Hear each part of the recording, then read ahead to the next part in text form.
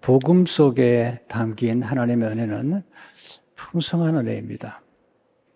예수님 오신 것은 우리를 충만하게 하시고 또 가난한 우리를 부욕케 하시기 위해서입니다. 인간 어떤 의미에서 어느 정도는 다 가난해요.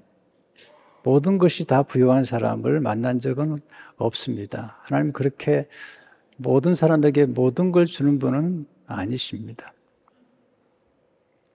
어떤 분은 물질적으로 부유한데 영적으로 가난합니다.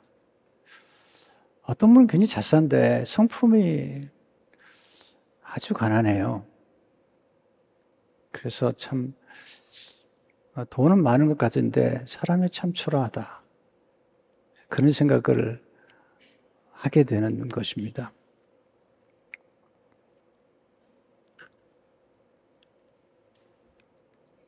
예수님이 오신 것은 우리를 부욕케 하시기 위해서 오셨다. 고린도서 8장 9절을 보시면 우리 주 예수 그리스도의 은혜를 너희가 알거니와 부요하신 이로써 너희를 위하여 가난하게 되심은 그의 가난함으로 말미암아 너희를 부요하게 하려 하심이라. 부요하신 예수님께서 친히 가난하게 되시고 그리고 우리를 부요케 하셨다. 사실 이 말씀의 배경은 이제 고린도 교회 성도들에게 하나님 앞에 풍성한 헌금, 풍성한 연보를 드리도록 권면하기 위해서 사실 주시는 말씀이에요. 그래서 그 당시에 마게도냐 교회 성도들, 빌립보 교회 성도들이 심한 시련과 극심한 가난 가운데서 풍성한 연보를 드렸습니다. 고린도서 8장 1절을 보게 되면 형제들아 하나님께서 마게도냐 교회들에게 주신 은혜를 우리가 너희에게 알리노니 환난의 많은 시련 가운데서 그들의 넘치는 기쁨과 극심한 가난이 그들의 풍성한 연보를 넘치도록 하게 했느니라. 참 말씀이 역설적이잖아요. 그들이 지금 극심한 가난 가운데 있고요. 환난의 많은 시련 가운데 있는데 오히려 풍성한 연보를 넘치도록 하나님께 드린 것입니다. 그러니까 지금 바울이 말하려고 하는 진정한 부요는 꼭 물질적인 부요만은 아닌 것이죠. 이 빌립보 교회 성도들은 극심한 가난, 많은 시련 가운데 있었지만 그들에게 넘치는 기쁨, 기쁨의 부요함, 풍성한 연보를 드릴 만큼 하나님 앞에 영적인 부요함, 또 하나님의 은혜를 넘치게 받았어요. 그래서 그 은혜의 부요함,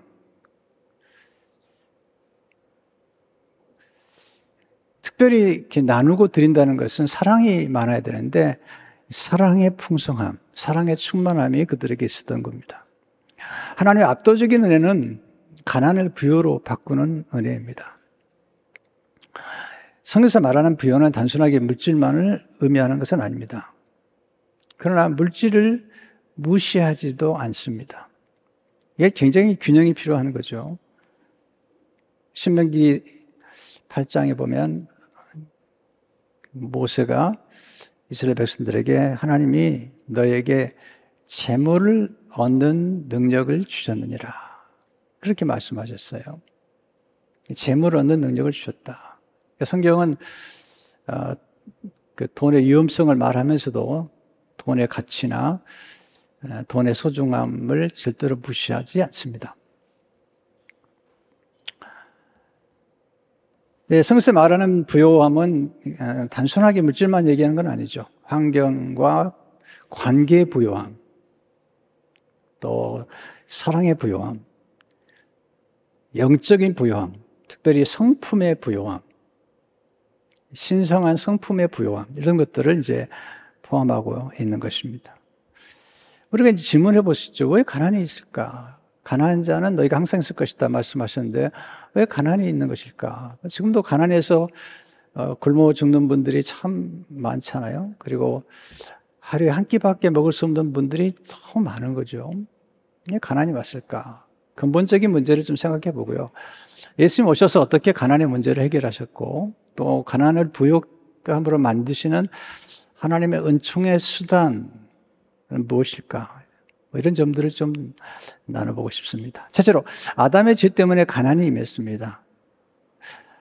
에덴 동산은 부유했죠. 풍성했는데 아담이 지은 죄, 불순종의 죄 때문에, 교만의 죄 때문에 저주가 임했어요.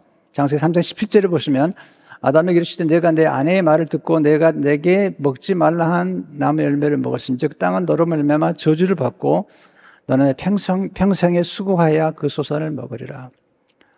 하나님의 복은 하나님의 생명의 풍성함이죠. 생명이 흘러가는 것. 그러니까 하나님의 생명이 흘러가는 것마다 번성하고 치유회복이 있는데 저주는 하나님의 생명의 공급이 단절된 것입니다. 그래서 이제 가난이 온 것이죠. 여러분, 가난은 불편한 정도가 아니라 불행합니다. 이게 어떤 분들은 가끔 이제 가난은 불행하지 않고 불편할 정도다 얘기하는데 이분들은 정말 가난해 본 경험이 없는 사람들이 그런 사치스러운 표현을 하는 거예요. 진짜 가난해 보세요. 정말 불행합니다. 인간이 스스로 지킬 수 있는 그 디그니티, 이 존엄성을 지키지 못합니다. 그 가난 중에도 존엄성을 지키는 분들이 있어요. 그분들은 굉장히 성숙한 분들이죠. 대부분의 사람들은 그렇지 못합니다. 하나님께서 이스라엘 백성들에게 말씀하세요. 내가 정말 기근이 찾아오면 너희 자녀를 삶아 먹게 될 것이다. 이거 보세요. 자녀가 얼마나 귀합니까? 자녀의 살을 먹는 거죠. 신명기 28장 53절에서 55절에 보면 내가 적군에게 에워싸이고 맹렬한 공격을 받아 곤란을 당하므로 내 하나님 여호와께서 내게 주신 자녀 곧 내 몸의 소생의 살을 먹을 것이라. 기가 막힌 얘기죠. 너희 중에 온유하고 연약한 남자까지도 이 성품도 좋아요. 온유한 남자예요. 근데 너무 어려워지니까 그 형제와 그의 품의 아내와 그의 남은 자녀를 미운 눈으로 바라보며 이거 보십시오. 너무 가난하니까 온유한 성품도 소용이 없는 거죠. 자기가 먹는 그 자녀의 살을 그중 누구에게든지 주지 아니하리니 이는 내 적군이 내 모든 성읍을 에워싸고 맹렬히 너를 쳐서 곤란하게 함으로 아무것도 그에게 남음이 없는 까닭일 것이며. 이런 일들이 역사적으로 정말 일어납니다. 아람 군대가 사마리아 성을 에워쌌을 때 그때 자녀를 삶아 먹습니다.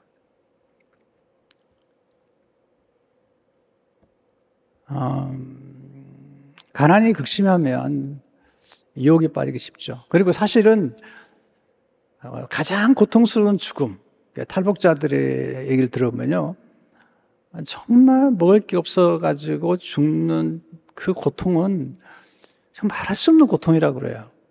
인간이 먹을 게 없어가지고 점점점 파리해서 죽어가는 그 죽음, 그런 일이 얼마나 많아요.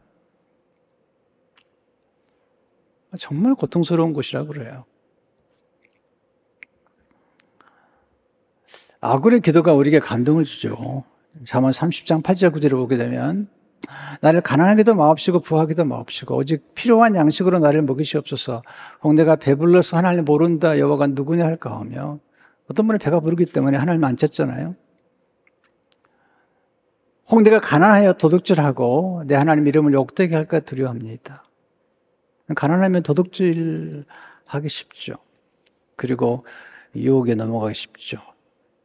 빚을 지면 참 그때부터 어려우잖아요. 잠언 22장 7절에 보면 부자는 가난한 자를 주관하고 빚진 자는 채주의 종이 되느니라. 가난의 문제가 해결되지 않으면 가난이 대물림하게 됩니다. 가난은 가볍게 볼 일이 아닙니다. 가난은 존재를 위협하고 우리의 생존을 위협합니다. 인간의 존엄성을 때로는 포기하게 만듭니다. 가난을 우리는 좀 정확하게 이해하고 대처하는 게 필요합니다. 하나님은 가난한 자를 긍휼히 여기시지만 가난을 장려하지 않습니다. 가난을 극복하도록 도와주시는 것입니다. 둘째, 교훈이죠. 예수님이 오신 것은 가난한 자를 부욕해 하시기 위해서입니다. 첫 번째 아담은 죄 때문에 우리 인간에게 가난하게 만들었어요. 마지막 아담이신 예수님은 우리를 부욕해 하시기 위해서 오신 겁니다. 누가복음 4장 18절을 보게 되면 주의 성령이 내게 임하시는 가난한 자에게 복음을 전하게 하시라고. 요한복음 10장 10절을 보시면 도둑이 오는 것은 도둑질하고 죽여 멸망시키는 것뿐이요 내가 온 것은 양으로 생명을 얻게 하고 더 풍성히 얻게 하려는 것이라. 예수를 만나면 가난이 오히려 복이 될 수 있는 역설적인 사건이 벌어지죠. 역설적인 은혜가 임하게 되죠. 마태복음 3절에 보면 심령이 가난한 자는 복이 있나니 천국이 그들의 것이며, 이 심령이 가난한 자, 마음이 가난한 자가 복이 있다. 누가복음 6장 20절에 보면 너희 가난한 자는, 이 가난한 자는 심령이 가난한 자가 아니에요. 그 누가복음의 배경을 보면 정말 물질적으로 가난한 자는 복이 있나니 하나님 나라가 너희 것이며, 가난하기 때문에 하나님을 만나게 되고 천국을 소유하게 된다는 거죠. 구체적으로 어떻게 우리가 예수님을 만나면 우리가 부욕해 되고, 이 부요함의 의미는 뭘까?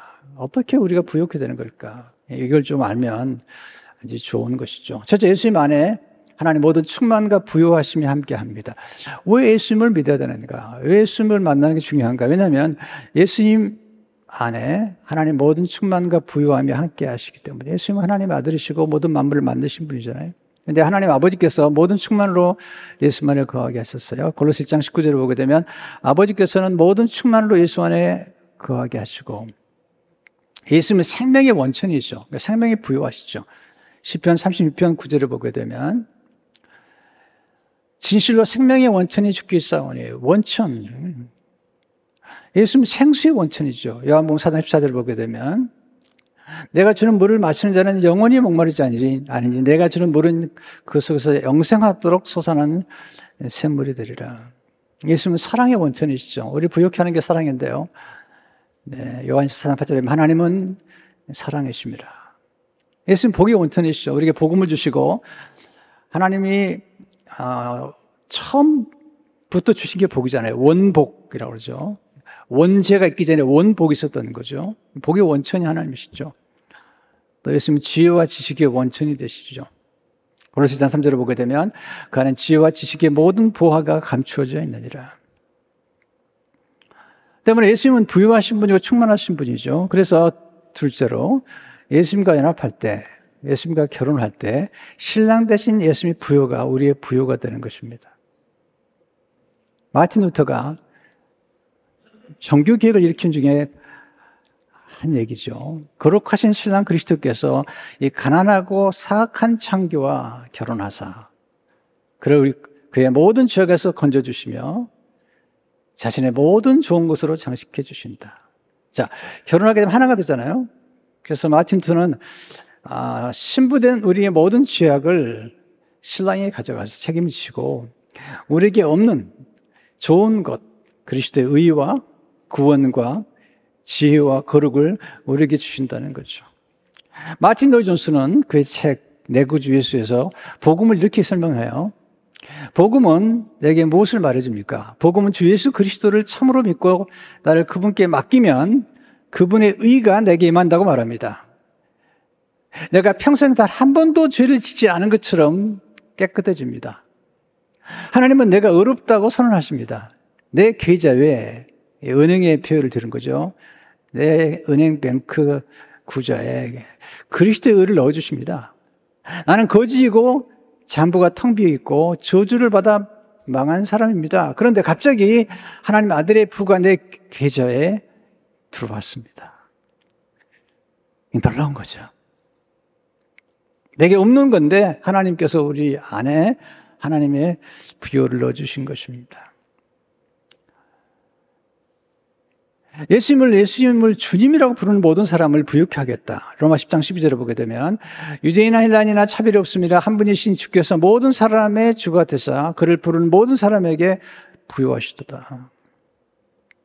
세 번째, 예수님 믿을 때 우리 하나님의 자녀가 됩니다. 자녀의 신분과 하나님께서 우리에게 주신 부요함과는 밀접한 관계가 있는 거죠. 요한복음 1장 12절을 보게 되면 영접하는 자, 곧 그 이름 믿는 자들에게 하나님의 자녀가 되는 권세를 주셨으니, 이 자녀의 권세는 대단한 권세예요. 하나님 아버지께 언제나 나갈 수 있고 하나님 아버지가 소유한 모든 것들을 받아 누릴 수 있는 권세죠. 우리는 그래서 육신의 아버지와 함께 하늘의 아버지를 만나야 되죠. 이 자녀의 권세 대단한 거예요.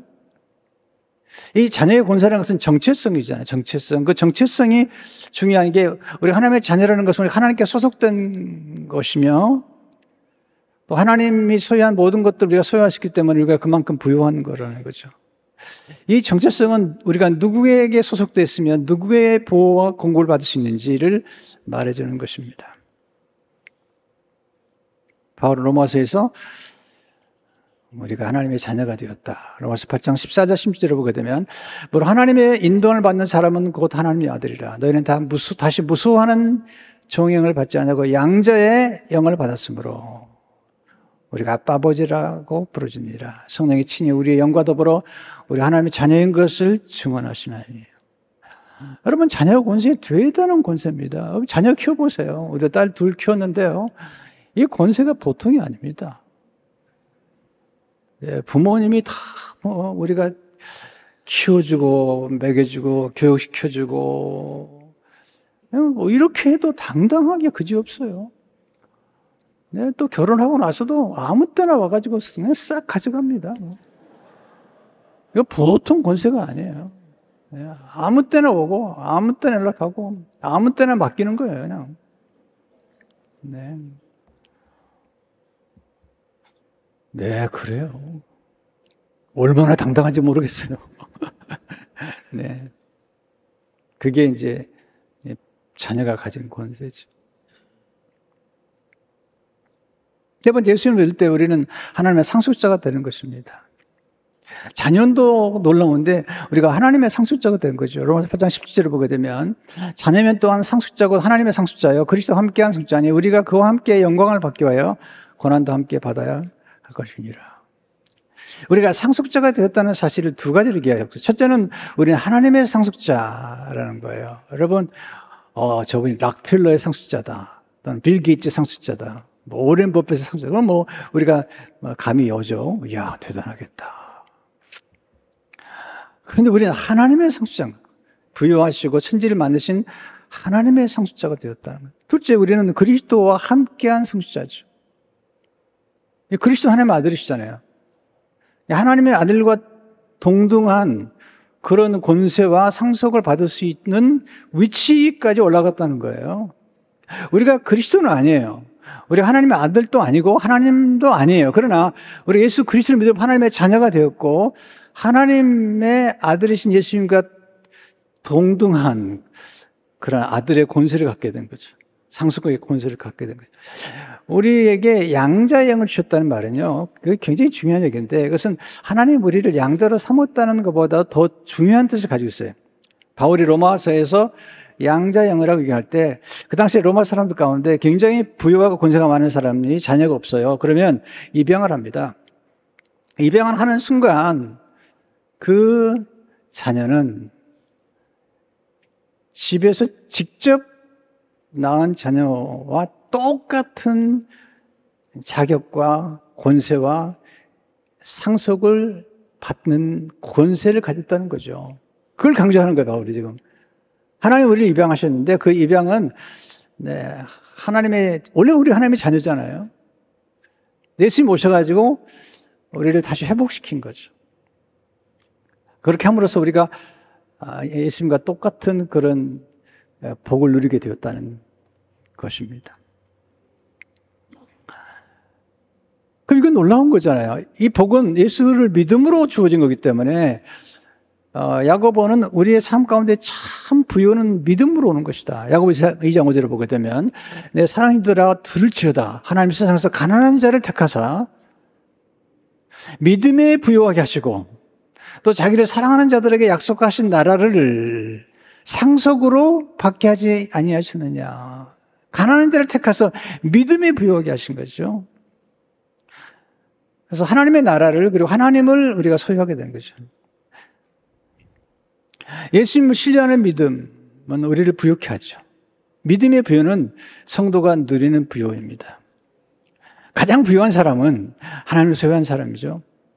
하나님의 아들이신 예수님을 소유한 사람은 가장 부유한 사람입니다. 찰스 스펄전 목사님 이렇게 얘기하고 있습니다. 나는 모든 것을 다 가졌으며 충분하다. 은행에 돈을 많이 넣어두었기 때문도 아니고 양식을 획득할 기술과 지혜를 가졌기 때문도 아니다. 오직 주님이 나의 목자시기 때문이다. 조지 허버트가 이렇게 얘기했어요. 사랑의 하나님은 나의 목자, 그분이 나를 먹으시도다. 그분이 나의 것이고 나는 그분의 것이니 내가 무엇이 부족하리요. 세상에 많은 것을 소유했다고 할지라도 하나님을 모시지 않았다면 그는 가장 가난한 사람입니다. 반면에 물질적으로 가난할지라도 하나님을 모신 사람은 가장 부유한 사람이죠. 그 이유는 하나님 안에 모든 부유가 담겨 있기 때문입니다. 마지막으로 하나님은 은총의 수단을 통해서 우리를 부유케 하십니다. 우리를 어떻게 부유케 하는가? 여러 가지 있겠죠.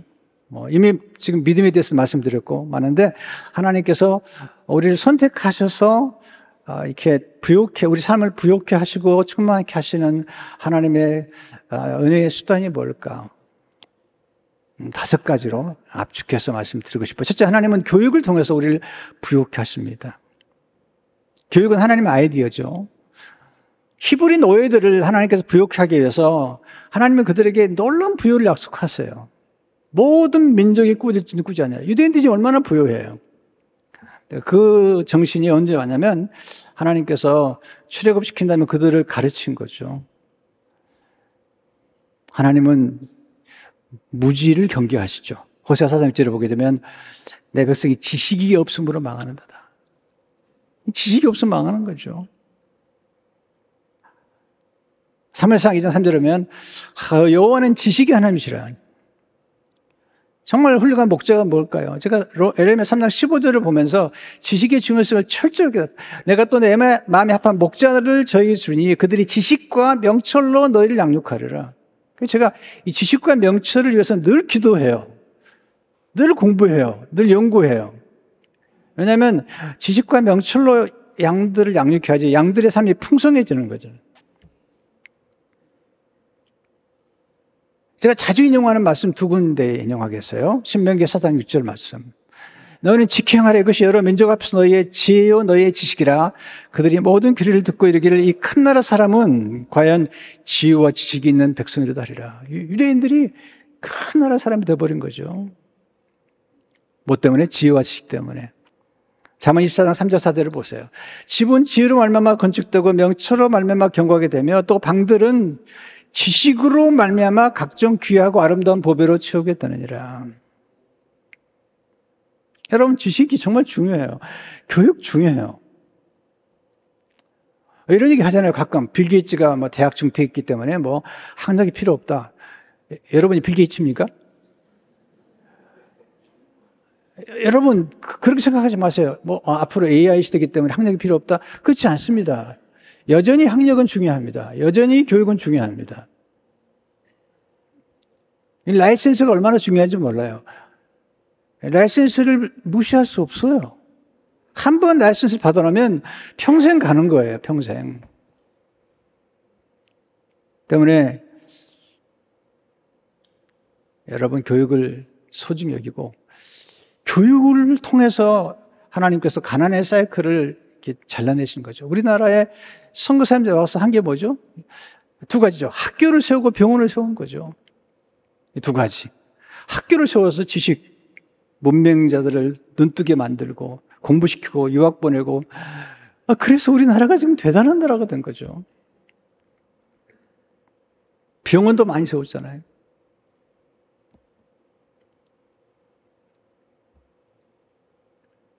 전 교육을 정말 중요하게 생각합니다. 여러분, 그냥 교육받지 않으면 진짜 고생해요. 어떤 분은 이렇게 돈을 우습게 여기는데 돈을 그렇게 우습게 여길 게 아니잖아요. 우리가 살아가면서 돈이 필요하죠. 그러니까 이 역설적인 말을 남긴 중에 하나 오스카 와일드인데요. 오스카 와일드가 이런 말을 했더라고요. 내가 젊을 적에는 돈이 인생에서 가장 중요한 것이라고 생각했다. 이제 나이가 들고 보니 그것이 사실이라는 것을 안다. 네. 이제 약간 역설적인 얘기를 하는 거죠. 뭐 돈이 전부는 아니지만. 사무엘 잭슨 이런 얘기를 했어요. 누구든 당신에게 돈으로 행복을 살 수 없다고 말하는 사람은 돈이 없는 사람이다. 여러분, 돈이 인생의 전부는 아니지만 돈을 우습게 여기는 사람들이 그렇게 인생을 풍족하게 살 수 없어요. 돈이 전부는 아니에요. 그러나 정말 지혜가 필요해요. 미국은 뭐 돈이 많다고 되는 거 아니고요. 돈이 적당히 있는 게 미국은 어려워요. 돈이 아주 많든지 아니면 아주 없으면요, 아주 좋아요. 다 나라에서 해줘요. 메디칼 해주지, 뭐 다 해줘요. 노인 아파트 해주지, 다 해줘요. 돈이 웬만큼 있으면요, 병원비 다 내고 나면 나중에 다 망해버려. 그때부터 나라가 다 해줘. 이렇게. 이따 알아서 하세요. 무슨 말 하려고 하는지. 미국이 대단한 나라.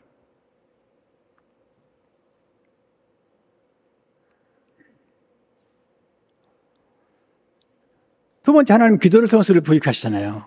기도가 얼마나 놀라운지 몰라요.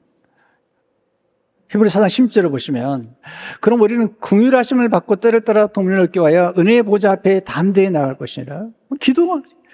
기도가 얼마나 놀라운 약속인지 몰라요. 요한복음 10장 13절을 보게 되면, 너희가 내 이름을 무엇을 구하든지 내가 행하리니 이는 아버지로 하여금 아들로 말미암아 영광을 받으시게 하려 함이라. 제가 자주 얘기하잖아요. 미국 가서 3개월 됐더니 돈이 3개월 만에 돈이 잘 떨어지더라고요. 그래서 옷장을 하나 정리하고 옷장에 들어가서 기도한 겁니다. 도와달라고. 하나님 돈을 받아가지고 지금 41년 동안 살고 있는 거예요. 기도가 얼마나 놀라운지 몰라요. 빌립보 4장 19절을 보시면, 나의 하나님 그리스도 예수 안에서 영광 가운데 그 풍성한 대로 너의 모든 쓸 것을 채우시리라. 하나님 우리의 모든 욕심을 채우지는 않으시지만 우리의 모든 쓸 것을 채우시는 거죠. 저는 늘 기도합니다. 교회를 위해서도 늘 기도하고 또 교회 재정을 위해서도 늘 기도합니다. 여러분, 큰 살림하는 게 얼마나 어려운지 아세요? 힘들어요, 여러분. 별로 감동을 안 받으시는데 만만치 않습니다. 이 교회가 크잖아요. 크면 큰 대로 굉장히 많은 거 들어가요. 참 불쌍히 여기시고 헌금도 좀 해주시고 그러시면 참 좋겠습니다. 네. 세 번째, 하나님은 좋은 만남을 통해서 우리를 부욕해 하시잖아요. 인생은 만남이잖아요. 하나님과의 만남, 복음과의 만남. 성삼위 하나님과의 만남이 최상의 복이죠. 하나님은 우리를 축복하실 때 꼭 좋은 만남, 좋은 은인들, 귀인들을 만나게 하셔서 우리를 도와주잖아요. 낯선 만남이 때로는 놀라운 축복을 주는 거죠. 요셉 보세요. 보디발을 만났죠. 감옥의 간수장을 만났죠. 바로를 만났죠. 다니엘에 갔더니 또 환관장이 그를 도와줍니다. 그러니까 인생은 만남이죠. 하나님 사람을 득사하기 때문에 사람들과의 관계를 잘 가진 사람이 그가 부유한 사람인 거예요. 사람들과의 관계를 잘 갖는 지혜, 이걸 배우게 되면 놀라운 축복을 경험하게 돼요. 젊은 과부였던 루시라는 여인이 보아스를 만나니까 인생 역전의 드라마가 형성이 되는 거죠. 네 번째, 하나님 신고 거두는 법칙을 따라 우리를 부유케 하세요. 하나님이 가장 싫어하는 게 뭔지 아세요? 게으름, 그 다음에 주급함. 하나님은 씨앗의 원리예요. 겨자씨, 신고 거두는 법칙. 하나님이 제일 싫어하는 게 뭔지 아세요? 돈을 넘게 쉽게 벌려는 거. 이거 여러분, 투자는 좋아요, 투자. 투자는 뭐냐면 해놓고 가만히 기다리는 게 투자예요. 투기는 뭐냐? 그냥 일확천금하려고 하는 거예요, 이게. 많은 분들이 투자를 모르고 투기를 해요, 투기. 뭐 10억, 이게 은퇴비를 받아서 한 것 같은데, 10억.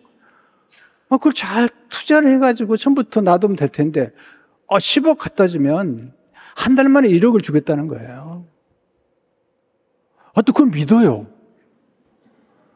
또 맡겨요. 정말 1억을 줘요. 그 다음에 한 3달 줘요. 그러면 모든 가족들 돈을 다 끌어모아도 뭐다 또 갖다 줘요. 그리고 한 2달 또 줘요. 그리고 퇴버려요. 먹튀라고 그러는데, 여러분, 진짜 좋은 돈은요, 매달 조금씩 나오는 돈이에요. 여러분, 월급이 무서운 돈이고 제일 좋은 돈인 거예요. 투자를 하더라도 매달 조금씩 나오는 돈 있잖아요. 이게 진짜 돈인 거예요.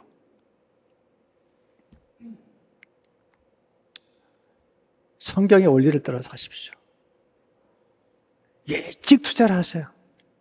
일찍 시작하세요. 이거 조급하니까 막 무리를 하는 거예요, 조급하니까. 리고르 목사님은 10대부터 은퇴 준비를 했다는 거예요. 10대부터.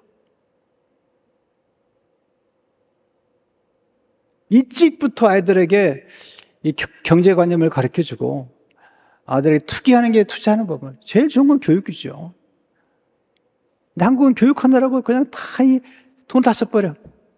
그래가지고 뭐 학원비 다 대느라고 나중에는 부모가 돈 하나도 없어.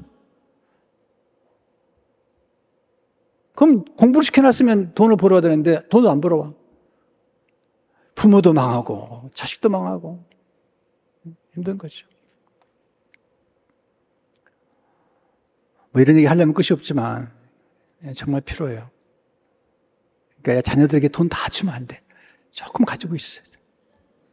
네. 그래야지 나중에 부모님을 존경할지. 다 줘버리세요. 나중에는 힘들어요. 별거 다 가르치는.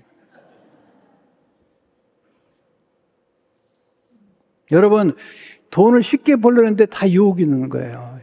여러분, 돈이 그렇게 만만한 줄 아세요? 인생을 그렇게 만만하게 보세요? 인생이 그렇게 만만한 게 아닙니다. 내가 아무리 살아봐도 인생은 만만한 게 아닙니다. 그렇게 돈을 쉽게 볼 수 있는 게 아니에요.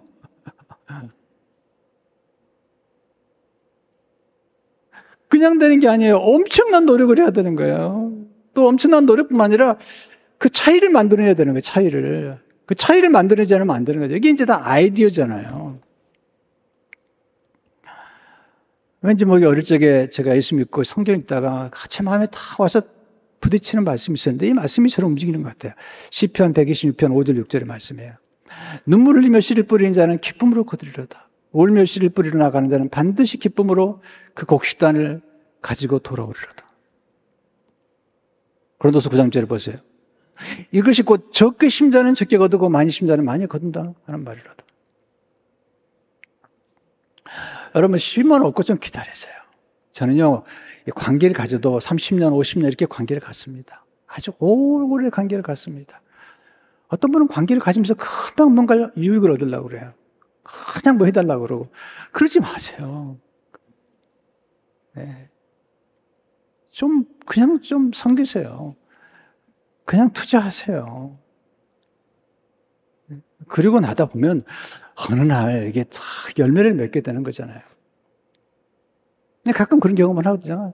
30년 전에 제가 책 한 권 드렸더니 그 책 하나로 변화를 받아가지고 저한테 감사하다고 이런 분도 계시고.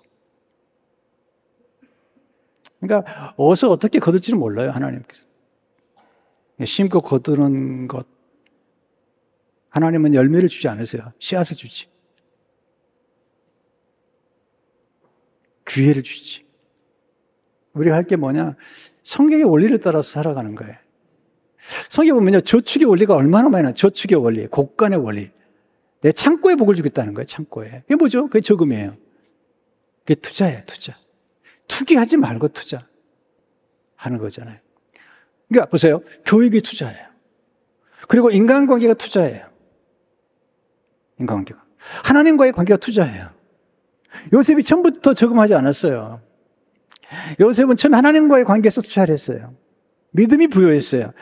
그는 지식이 투자했어요. 다른 종들을 원망할 때 그는 애굽의 지식과 지혜를 얻었어요. 그리고 좋은 관계를 투자하잖아요. 술 맡던 그 한 잔. 이렇게. 놀라운 일이 벌어집니다. 나중에 가서 이제 또 곡식 거두는 곳에 5분의 1씩을 저축하잖아요. 그래서 이제 많이 나눠주는 것을 보게 되죠. 마지막으로 드림과 나눔을 통해서 우리를 부유케 하죠. 드림과 나눔. 이 복은 나눠야 돼. 진정한 부자는 나눌 줄 아는 사람이죠. 이 나누지 않은 사람들을 가리켜서 졸부라고 그러죠. 졸부. 졸지의 부자가 돼가지고 부자 아닙니다. 부자라는 것은 모름지기 품격이 있는 거예요. 이 품격은 어디서 나오느냐? 그건 나누는 데 나누고 베푸는 데는 거죠. 우선 나눌 때 가까운 사람들에게 나누세요. 어떤 분은 돈 벌어가지고 다른 사람 다 잘해주는데 부인한테는 아무것도 안 해줘. 부인이 열받아가지고 하여튼 저거 망해야 되는데 그렇게 생각하는 거예요. 여러분 돈을 봅니까? 부인한테 맡기세요. 부인한테 맡기라고요. 그러면 부인이 돈 잘 갖고 줍니다. 부인한테는 아무것도 안 하면서 그냥 직원들 집 사주고 사 사주고 막 그러니까 부인이 집에서 열받아가지고 저거 망했으면 좋겠다는 생각하는 거잖아요.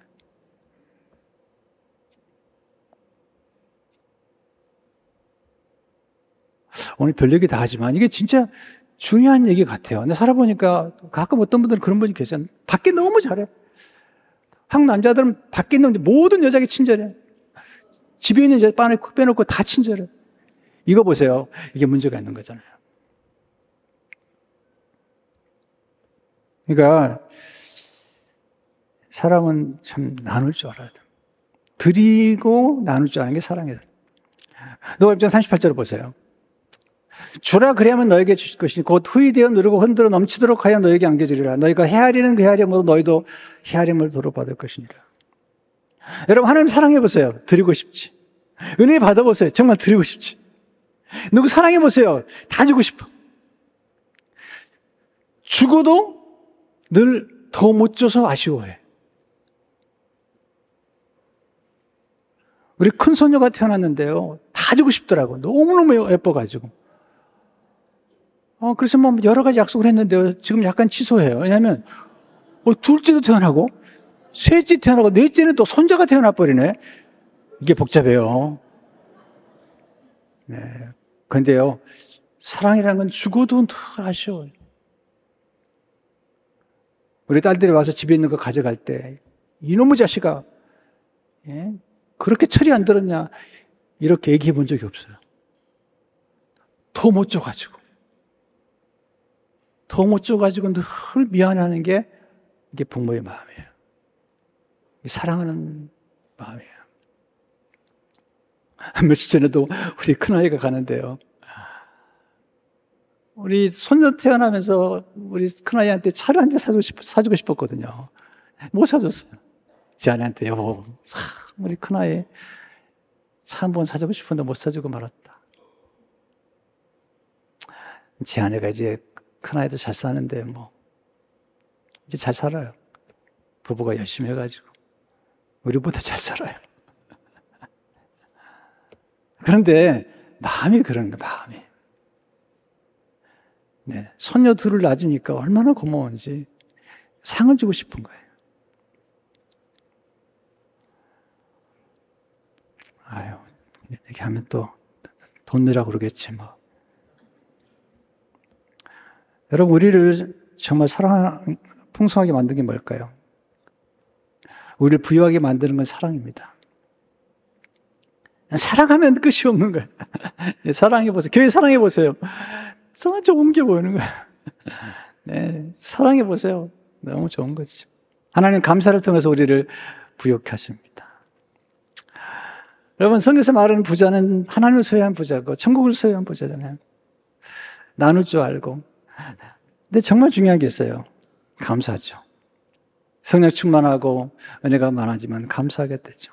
감사하면 자족하게 돼요. 여러분, 자족하면 부유하게 돼요. 빌립보 4장 11절 12절을 보면요. 내가 궁핍함으로 말하는 것이 아니라 어떤 행편이든지 나는 자족하기를 배웠노니 나는 비천에 처할 줄도 알고 풍부에 처할 줄도 알아. 모든 일 곧 배부름과 배고픔과 풍부와 궁핍에도 처할 줄 아는 일체의 비결을 배웠노라. 자족하여. 자족하고 감사해야지 행복합니다. 오늘 아침에 나오는데 제 아내가 밥을 해줬어요. 아침밥을 해줬는데 정말 만족했어요. 정말 만족했어요. 제 아내가 그랬습니다. 진짜 만족하다. 근데 놀라운 건요, 이 반찬이 똑같은 거예요. 표현할 줄을 몰라요. 어찌 그럴까? 기적 같아요. 근데 진짜 만족스러운 거예요. 집밥인데 진짜 만족스러운 거예요. 빈말하는 게 아닙니다. 제 아내가 있다고 제가 빈말하는 게 아니고, 물론 이런 말을 해야지 또 집에 가면 좀 달라지긴 한데, 하여튼 그러더라도 이게 사실 만족스러운 거죠. 집밥이 만족스럽고, 우리 교회, 우리 박지한 장로님이 이 식당에서 밥을 해주는데, 우리 교회 식당 밥이 진짜 따봉이야, 따봉. 만족스러운 거죠. 여러분 감사해 보세요. 감사하고 복을 세워보세요. 그러면 정말 행복해집니다. 복음은 이런 거예요. 복음은 늘 만족하는 거예요. 100점이라는 거예요. 율법이 뭔지 아세요? 율법은 늘 부족하다는 거예요. 자녀를 봐도 부족하고, 교회를 봐도 부족하고, 목사를 봐도 부족하고, 어떤 분은 교회 와가지고 늘 부족하다는 거예요. 이것도 부족하고. 은혜를 받은 분들 보세요. 늘 좋다는 거예요. 우리 교회 최고라는 거예요. 우리 목사님 좀 마르긴 했지만 그래도 좋다는 거야. 예, 설교가 좀 길어져도 좋다는 거야. 근데 뭐 이게 은혜가 안 받으면 다 하늘에 걸리는 거야. 하나가 다 걸리는 거야. 목사님 요즘 젊어졌는데 저기 물들였나 안 들였나 이거 다 생각하는 거예요. 복잡하게. 물들였습니다. 네. 그러니까 우리가 정말 이게 살면서 우리 삶 속에 진정한 행복은 만족하는 데 있는 거죠. 예수 그리스도 안에서 만족하고. 여러분 보세요. 정말 우리가 어디서 사느냐가 중요하지만 누구랑 사느냐가 더 중요해요. 물론 소유를 무시하지 않지만 정말 행복해 보세요. 깍두기 하나 넣고도 행복한 거예요. 그런데 큰 상을 차려놓고 엄청난 음식을 쌓아놓고 막 뒤집더라고요. 막. 행복합니까? 그게 다른 얘기죠. 여러분 오늘 예수님께서 우리를 진짜 부유하게 하시는 거예요. 네, 예수님 안에서 진정한 부유. 여러분 성품의 부유가 얼마나 부유한 줄 아십니까? 네. 그리고 지혜와 지식이 우리를 부유하게 만드는 거예요. 그래서 여러분 교육 중요하게 생각하시고 하나님의 원리를 따라서 여러분 진짜로 부유한 삶을 사시기를 주의 이름으로 축원합니다.